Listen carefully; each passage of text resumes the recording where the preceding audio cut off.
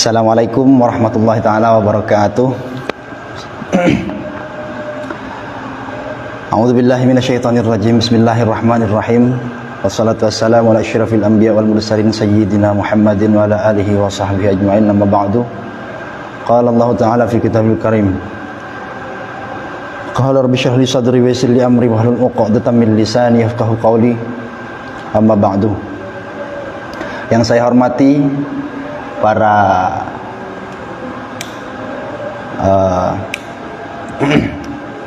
yang saya hormati yang saya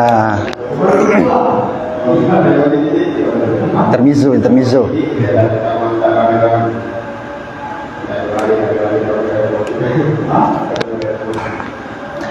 yang saya hormati sahabat Ansar dimanapun berada di Kecamatan Grogak dan seluruh audien yang hadir di tempat yang penuh barakah ini, dan juga seluruh penyimak yang ada di rumah masing-masing yang saya hormati pula.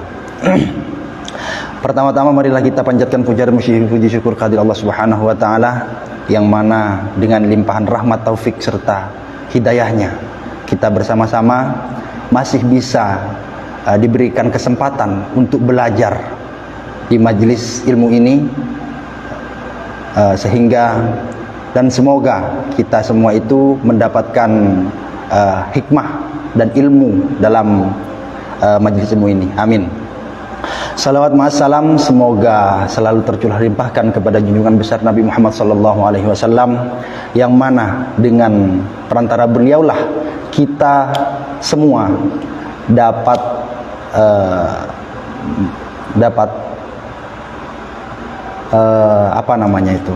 merasakan indah dan damainya Islam seperti itu. Hadirin yang saya hormati, pada kesempatan kali ini saya diamanatkan oleh sahabat-sahabat Ansor untuk mengemban atau membacakan perihal furu'iyah dalam fikih, yaitu bab muamalah. Sebelum kita memulai atau membahas tentang muamalah, marilah kiranya kita bertawassul pada junjungan besar Muhammad sallallahu alaihi wasallam, ila hadrat Nabi Mustafa Rasul Mustafa al-Mujtaba Sayyidina Muhammadin wa ala alihi wa ashabihi azwajihi wa dzurriyyatihi wa li baitihi ajma'in. Syai'un lillahi lahumul Fatihah.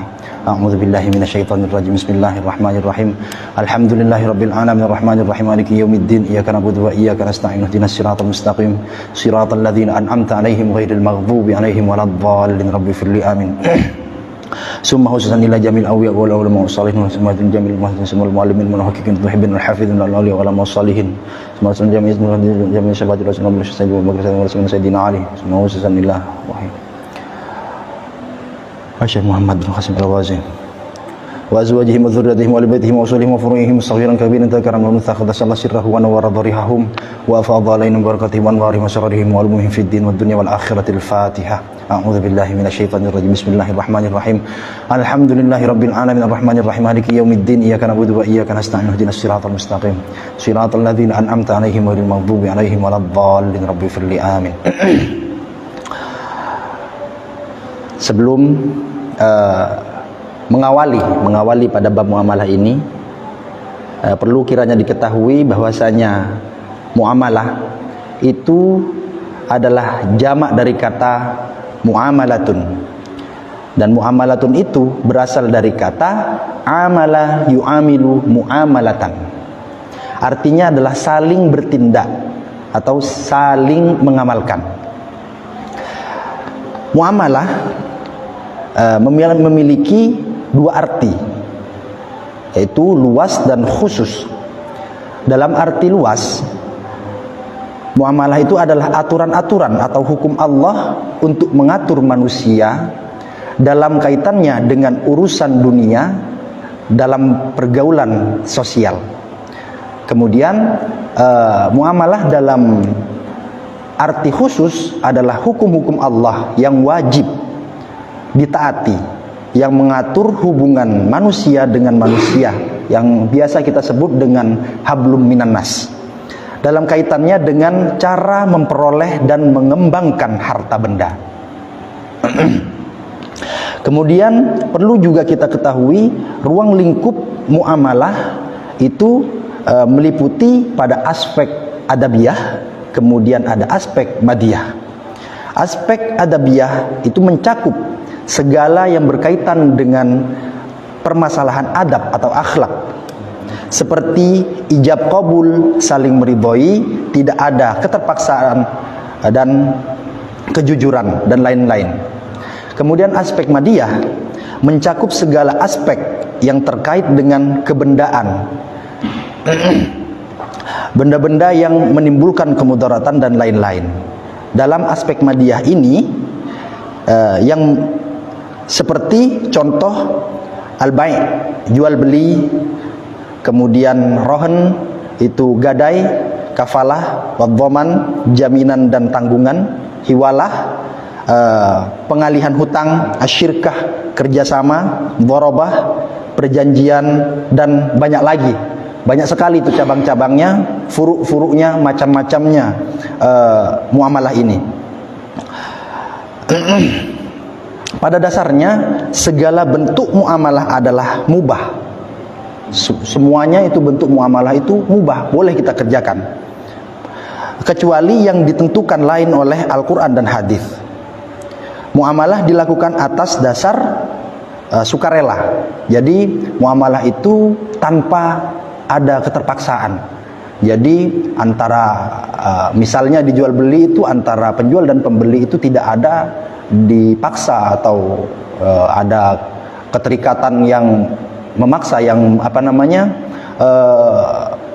menjatuhkan salah satu pihak seperti atau merugikan salah satu pihak seperti itu.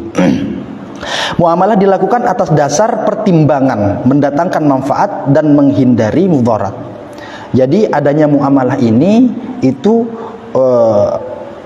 agar mendatangkan pertimbangan atau akan mendatangkan manfaat atau akan menghindari mudarat seperti itu. Kemudian muamalah dilaksanakan dengan memelihara nilai keadilan, menghindari untuk penganiayaan, unsur-unsur pengambilan kesempatan dalam kesempitan. Jadi ketika ada orang-orang yang mengambil kesempatan dalam kesempitan itu dilarang oleh Islam, oleh syariat Islam. Seperti halnya misalnya berbuat riba, kemudian dan banyak-banyak lagi itu. Kemudian yang akan kita bahas lebih dalam lagi pada malam ini adalah bab buyuk, bab jual beli. Yang akan dibaca ini adalah kitab, ini sedikit cuma ya, ada di bawah ini karena copot.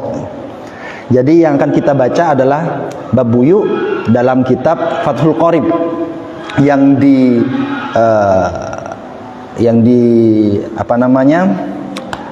ditulis atau pengarangnya adalah Syekh Muhammad Qasim Al-Ghazi. Qala al-musannif rahimallahu taala wa nafa'a bid-din wa dunya wal akhirah. Al-Fatihah. A'udzu billahi minasyaitonir rajim. Bismillahirrahmanirrahim. Alhamdulillahirabbil alamin arrahmanir rahim maliki yaumiddin. Iyyaka na'budu wa iyyaka nasta'in. Ihdinas siratal mustaqim. Siratal ladzina an'amta 'alaihim ghairil maghdubi alaihim waladdallin. Rabbighfirli amin. Kitab Ahkamil Buyu'.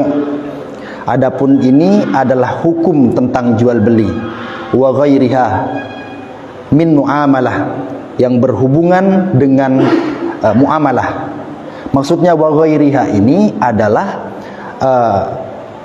suatu yang berhubungan selain muamalah seperti itu. Jadi kalau sebelum-sebelumnya bab sebelumnya bab salat, zakat, kemudian itu adalah bab tentang hablum minallah. Kalau bab tentang buyu ini adalah tentang mengatur tentang hablum minan nas, tentang perlakuan kita antar sesama manusia, perlakuan kita antar individu seperti itu. Kakiradin, seperti bagi hasil, akad bagi hasil. Wa syirkatin, dan kerjasama. Jadi akad syirkah dan kirat itu adalah termasuk dari muamalah. Wal buyu'u jam'u bai'in, adapun kata buyu' ialah jamaknya dari lafaz bai'un. Wal bai'u lughatan, adapun bai' atau jual beli secara bahasa, ditinjau dari segi bahasa, itu muqabalatu syai'in bi syai'in, ialah pertukarannya sesuatu dengan sesuatu.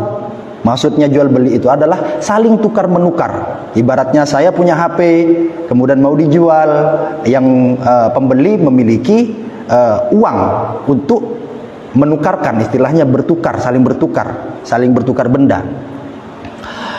Fadakhala ma laisa bimalin ka khamrin, maka termasuk sesuatu yang bukan harta seperti khamr.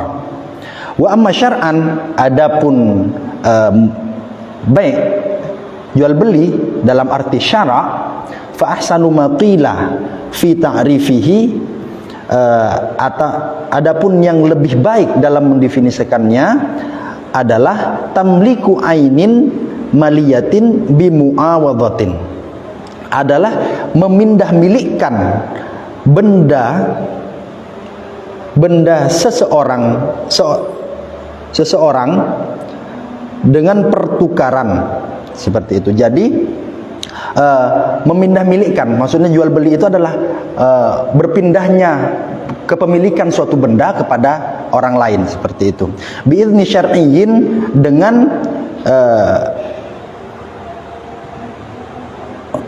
dengan secara syarak. Maksudnya secara syarak itu ialah sesuatu yang sudah diatur gitu. Jadi tidak melewati dasar-dasar hukum yang telah diatur di dalam bab muamalah, seperti itu, dan yang diatur oleh Allah dan oleh Al-Quran dan Sunnah, seperti itu. Au tamliku manfaatin mubahatin, atau termasuk juga memindah milikkan kemanfaatan yang tidak dilarang oleh hukum. Selain memindah milikkan suatu benda, juga muamalah ini juga mengatur tentang pemindahan kepemilikan dari kemanfaatan suatu benda, seperti itu. Jadi misalnya kita mendapatkan atau diizinkan oleh seseorang untuk membangun rumah di atas tanahnya seseorang tersebut. Jadi kita itu mengambil manfaat seperti dari tanah tersebut. Ala ta'bidi bithamanin maliyin, secara permanen, bithamanin maliyin, dengan mengganti suatu harta yang berharga.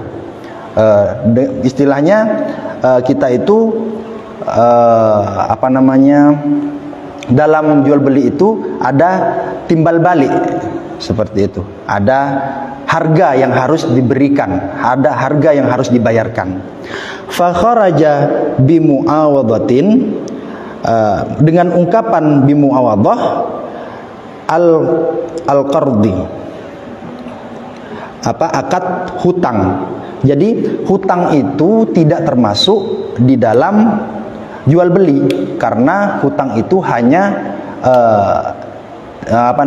hutang itu tidak memberikan saling tukar menukar, hanya orang yang menghutangkan saja yang memberikan barangnya atau bendanya kepada orang yang dihutangi. Jadi setelahnya orang yang berhutang diberikan barangnya, kemudian pasti dia pulang, dan bakalan memberikan sesuatu kepada yang menghutangi, seperti. Jadi hutang itu, akad qirat itu tidak termasuk dalam bab jual beli, seperti itu. Wa bi'izni syar'iyyin ar-riba, dan dauh syar'i itu, kecuali lawan kata dari syar'i itu adalah riba, itu kecuali dikeluarkan dari kata syara' itu adalah suatu yang riba. Wa dakhala fi manfaatin, dan ungkapan lafaz manfaat tamliku haqqil bina'i, akan masuk ke dalam transaksi pemberian kepemilikan hak membangun. Wa kharaja bi tsamanin al-ujrah, dan dikeluarkan dengan ungkapan saman, harga, al-ujrah, upah. Jadi upah itu juga tidak termasuk di dalam jual beli. Upah itu adanya itu fil ijarati, di dalam akad sewa. Fa innaha la tusamma tsamanan, karena ujroh itu tidak dapat disebut dengan harga. Jadi bukan harga, saman itu apa? Ujroh. Ujroh itu adalah upah dari jerih payah seseorang, seperti itu. Al-buyu'u salah satu asya'ah. Adapun jual beli salah satu asya'ah itu ada 3 macam. Ahaduha, adapun salah satunya. Yang 3 itu bai'u ainin, ialah barang bai'u ainin ialah menjual sesuatu musyahadatin, yang terlihat, atau bisa diartikan disaksikan oleh kedua belah pihak. Antara penjual dan pembeli itu menyaksikan barangnya, sama-sama menyaksikan. Misalnya saya menjual handphone, itu sama-sama kita melihat barangnya, oh ini barangnya, seperti itu. Jadi kalau barangnya tidak terlihat, seperti yang ada itu di media sosial, seperti di YouTube dikabarkan, ada orang menjual jin dan semacamnya. Oh, itu tidak bisa untuk diperjualbelikan, karena barangnya atau sesuatu yang akan dijual itu tidak bisa dilihat dan tidak bisa disaksikan, seperti itu. Fajaizun, maka boleh kalau bendanya terlihat, maka boleh diadakan jual beli. Idza wujidat asyurutu, apabila terpenuhi syarat-syaratnya. Apa itu syarat-syaratnya? Min kaunil mabi'i tahiran, adanya barang yang akan dijual itu suci. Jadi benda itu suci. Maksudnya suci di sini bukan serta-merta suci saja, bukan suci seperti toharah itu, tapi suci di sini bukan milik orang lain, bukan barang yang haram atau barang yang dighosab dan lain sebagainya, bukan barang curian, seperti itu. Selain suci, itu juga muntafa'an, yang bermanfaat. Jadi barang-barang atau benda atau sesuatu yang tidak bermanfaat itu tidak layak untuk diperjualbelikan. Maqduran ala taslimihi, yang pasti dapat diserahkan. Maksudnya barang itu dapat diserahkan. Kalau bendanya tidak ada, maka kan tidak bisa diserahkan. Mau menyerahkan apa kalau bendanya tidak ada? Kan seperti itu.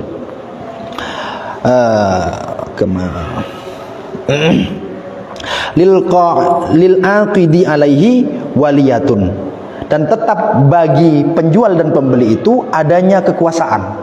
Maksudnya kekuasaan ini, pembeli memiliki kekuasaan untuk memindahkan kepemilikannya atau memiliki kekuasaan terhadap suatu barang, bukan barangnya orang lain, bukan barang dia ngambil dari orang lain kemudian dia jual. Kemudian sang pembeli juga itu memiliki kekuasaan untuk mengganti atau bertukar atau membayar terhadap barang yang telah ia beli, seperti itu. Wala budda, dan wajib, artinya wala budda itu adalah dan tidak boleh tidak. Jadi bisa kita anggap itu wajib. Fil bai'i, di dalam jual beli itu, min ijabin wa qabulin, adanya ijab dan qabul, serah dan terima. Fal awwalu, adapun yang pertama, ini maksudnya yang pertama ini adalah ijab. Kaqauli bai'un, seperti perkataannya penjual, awil qaimu maqamihi, atau orang yang mempunyai posisi seperti penjual. Maksudnya orang yang mempunyai posisi seperti penjual itu adalah orang yang diamanahkan, yang diberi amanah oleh penjual untuk menjualkan barang-barangnya, seperti barang. Misalnya seperti karyawan, ketika bosnya itu sudah tidak ada atau lagi keluar, misalnya keluar kemana, kemudian diamanahkan kepada karyawan untuk menjualkan barangnya, seperti itu, barang dagangannya. Bi'tuka wa malaktuka. Bi'tuka seperti ucapan bi'tuka, saya menjual padamu. Wa malaktuka, atau saya berikan kepemilikannya padamu. Seperti itu contoh dari kata-kata ijab, itu penyerahan. Wathani, adapun yang kedua, yang dimaksud dengan kedua ini adalah qabul, ka qaulil mushtari, seperti perkataannya orang yang membeli, awil qaimi maqamahu, atau orang yang mempunyai posisi atau orang yang berada di posisi sebagai penjual. Sama seperti penjelasan sebelumnya, adalah orang yang diberi amanah untuk membeli sesuatu oleh pembeli asli.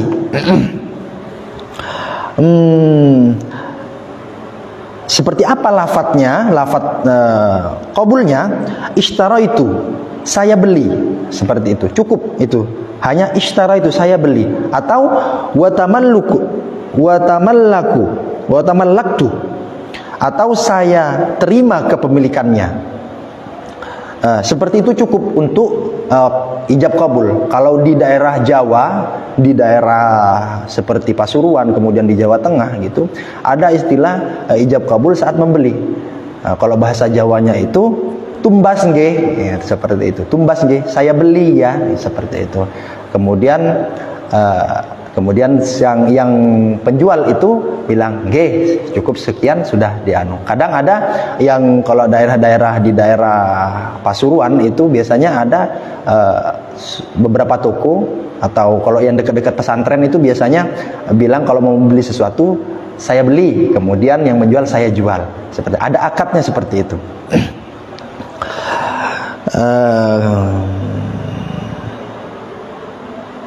Wa nahwihima, dan ucapan-ucapan seperti yang telah tersebut tadi. Misalnya ada perkataan-perkataan lain yang sesuai dengan seperti itu, ya tidak apa-apa. Tidak harus seperti itu kalimatnya, tapi yang menunjukkan adanya ijab dan qabul itu sudah cukup. Wathani min asya'i, adapun yang kedua dari macamnya bai', jual beli, itu ada bai'u syai'in mausufin, ialah menjual sesuatu yang disifati fi zimmati, dijelaskan kriterianya dan berada dalam tanggungan. Maksudnya dijelaskan dalam sifatnya itu, semisal kita menjual barang, tapi barangnya ini tidak ada, misalnya seperti yang sekarang ini yang lagi tren belanja online, seperti kita misalnya belanja di suatu aplikasi yang sudah lumrah kita dengar, yang berinisial S itu seperti itu, atau T dan lain-lain, itu banyak sekali toko-toko online sekarang. Nah, itu kan di dalamnya itu terdapat deskripsi. Nah, itulah yang dimaksud dengan deskripsi, itulah yang dimaksud dengan sifat dari barang. Nah, jadi kita itu hanya mengetahui sifatnya. Jadi, nah itulah yang ditanggung oleh penjual. Maksudnya dalam tanggungan itu adalah tanggungan memberikan sifat, memberikan deskripsi untuk barangnya yang akan dijual, seperti itu. Jadi misalnya suatu handphone merek A, itu speknya sekian, kemudian kameranya berapa megapiksel, RAM-nya berapa giga, kemudian internalnya berapa, ROM-nya berapa giga, CPU-nya apa, chipsetnya apa, dan lain sebagainya. Seperti itu harus dijelaskan, harus terperinci. Wa yusamma hadza bisalam. Nah, akad yang seperti ini dinamakan akad salam, atau akad tempo, atau akad pesanan. Itu yang seperti ini nih, akad pesanan. Jadi barangnya itu tidak langsung, tidak seketika itu kita berjual beli. Jadi kita itu menjual barang, tapi barangnya belum ada, tapi kita sudah sama-sama tahu, oh ini speknya, gambarnya seperti ini, seperti itu. Jadi ini dinamakan akad tempo, dan akad tempo ini memiliki bab sendiri di dalam kitab Fathul Qarib ini. Ada bab yang menjelaskan, yang merinci tentang akad salam ini. Fajaizun idza wujidat, maka boleh, maksud boleh di sini melakukan jual beli dengan bai'u syai'in mausufin, yang hanya kita tahu sifatnya saja. Idza wujidat, apabila telah ditemukan atau telah terpenuhi fihi, di dalam barang itu as-sifatu ala ma wasafa bihi, apa kriteria-kriteria barang yang sesuai dengan kriteria pembelinya, seperti itu. Jadi kalau sudah sesuai maka bisa dilangsungkan jual beli. Kalau sudah sesuai dengan kriteria pembeli itu bisa dilangsungkan jual beli. Min sifatis salam, yang berupa kriterianya akad salam, allati fi faslis salam, salami, yang nantinya akan dibahas dalam bab salam, akad salam.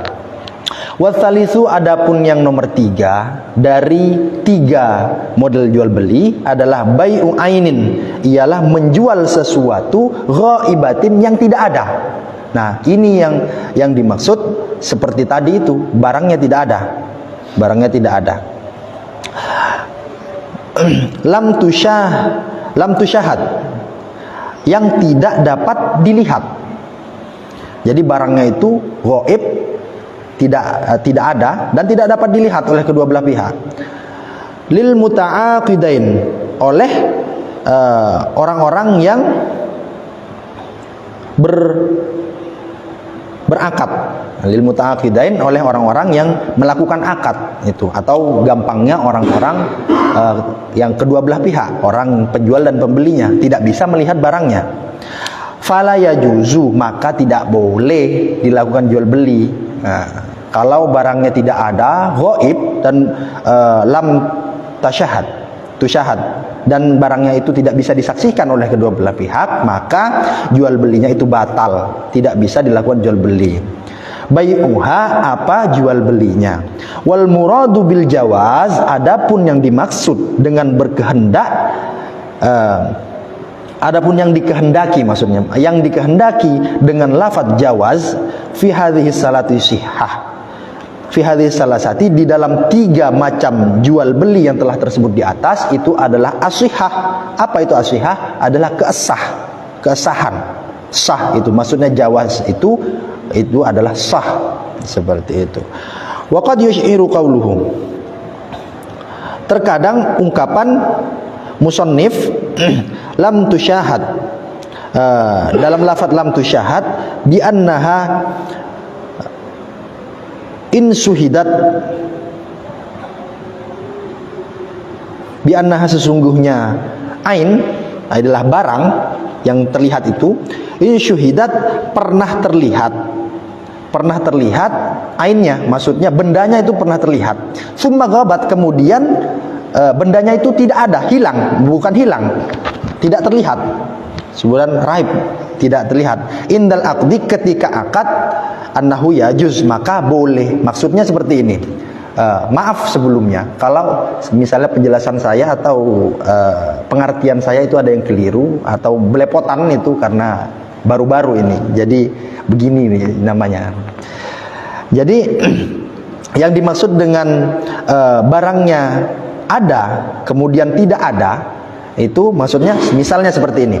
Misalnya saya punya handphone, kemudian ada teman saya datang, kemudian teman saya itu tertarik dengan handphone saya, ini kemudian bertanya-tanya, oh ini speknya sekian, begini, gimana speknya ini, kemudian gini dan bla bla bla dan lain-lain. Kemudian dia tertarik, kemudian mau membeli. Karena tertarik itu dia mau membeli, dan tapi tidak bawa uang. Akhirnya pada waktu itu maksudnya sudah deal akan dibeli HP-nya, tapi si pembeli tidak membawa uang. Itu akhirnya sudah pulang, kemudian semisal saya misalnya ini yang punya HP itu jalan keluar, kemudian ditelepon, oh saya sudah ada uangnya, seperti itu. Kamu ada di mana? So, saya ada di jalan, kebetulan ada di jalan yang searah, kemudian bertemulah di jalan. Kemudian dia, orang itu memberikan uangnya kepada saya, membayarkan untuk HP ini, tapi HP-nya ketinggalan di rumah. Seperti itu. Jadi kan tidak ada barang ini, tapi dia itu sudah tahu bahwasanya barangnya speknya sekian, akhirnya diberikanlah uang. Maka kemudian dengan syarat ini diberikan ketika misalnya sorenya nanti diantarkan ke rumahnya, seperti itu. Nah, akad jual beli seperti ini itu boleh, walaupun tidak langsung jual beli seketika itu. Maksudnya ada barang, ada uang. Tidak seperti itu tidak apa-apa, boleh.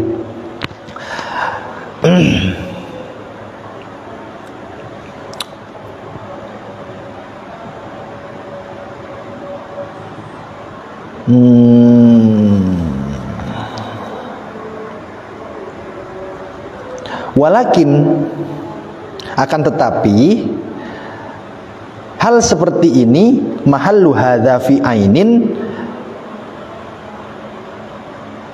hanya berlaku pada barang la tataghayyar, yang tidak segera berubah.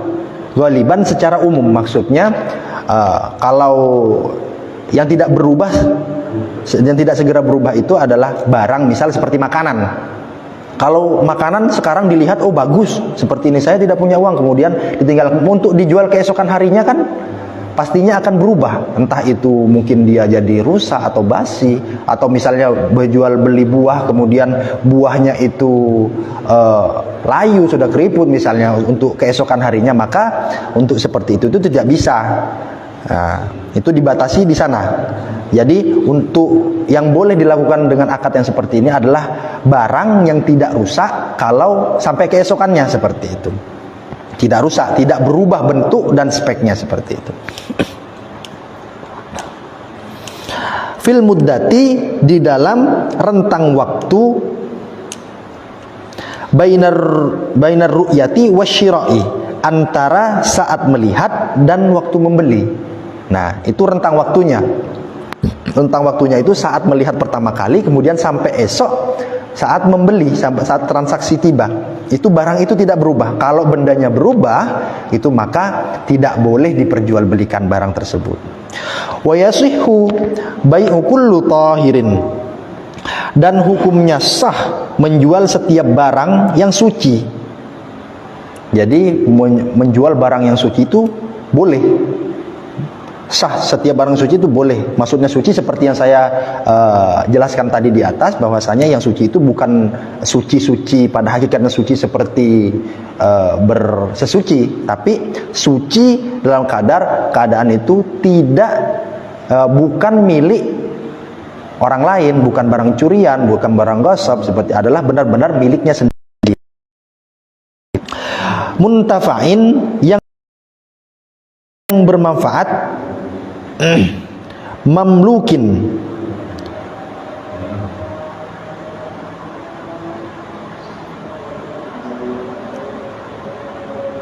yang ini Syekh Muhammad Qasim Al-Ghazi ini menjelaskan dengan maksud bimafhumi hadhil asya, dengan maksud agar faham terhadap beberapa perkara, fi qaulihi, di dalam perkataannya, wala yasihu bai'u ainin najasatin, dan tidak sah bai'u ainin najasatin, jual beli sesuatu yang najis. Jadi sesuatu yang najis itu tidak bisa diperjualbelikan. Semisal ya barang-barang najis seperti khamr dan lemak bangkai dan lain-lain, seperti itu tidak boleh untuk diperjualbelikan. Wala mutanajjisatin, dan tidak juga benda-benda yang mutanajis, ka khamrin, seperti khamr, waduhunin, dan minyak, wakhalin, dan cuka, mutanajisin, yang terkena najis, seperti itu. Jadi barang-barang yang terkena najis itu tidak boleh diperjualbelikan. Tapi itu apabila itu ada batasannya. Apabila benda itu yang terkena najis itu adalah benda cair. Benda cair itu maka tidak boleh diperjualbelikan, karena najisnya tidak bisa dihilangkan, tidak bisa dipisahkan kalau sudah benda cair itu. Tapi kalau bendanya itu benda padat, kemudian dia terkena najis, atau dalam kata lain mutanajis, barang jadi barang mutanajis, itu masih boleh diperjualbelikan. Suatu contoh itu kopi luwak. Kopi luwak itu adalah kotoran dari binatang luwak, ya. binatang luwak kan ya. Ya, kopi luwak itu adalah kotoran dari binatang luwak. Nah, namanya kotoran itu semuanya pasti najis. Tapi karena dia teksturnya kopi itu memiliki kulit atau apa namanya kulit luar yang keras, sehingga dia kotoran itu tidak meresap ke dalam kopinya. Jadi sekiranya dibasuh saja sudah suci kan. Jadi itu boleh untuk diperjualbelikan. Itu ada beberapa pendapat yang menyebutkan seperti itu. Jadi kopi itu yang itu kemudian bisa dikonsumsi. Kemudian setelah dihilangkan najisnya, dibersihkan, diproses, itu boleh dikonsumsi. Nah, seperti itu contohnya. Dan mungkin ada beberapa contoh yang lain seperti itu.